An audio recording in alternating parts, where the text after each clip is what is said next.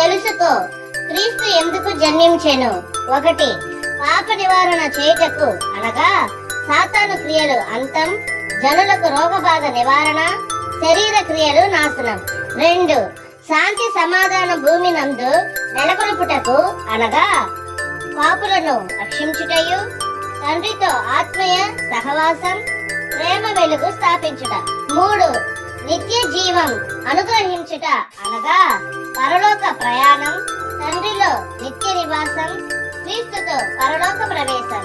కనుక 2 తిమోతి 1:10లో ధ్యానిస్తే, మన రక్షకుడైన క్రీస్తు ప్రత్యక్షత వల్ల పాపపు మరణ నిరర్థకం చేయబడి సువార్త ద్వారా మనకు వెలుగు అనుగ్రహింపబడేనని చెప్పబడింది. ఆమేన్.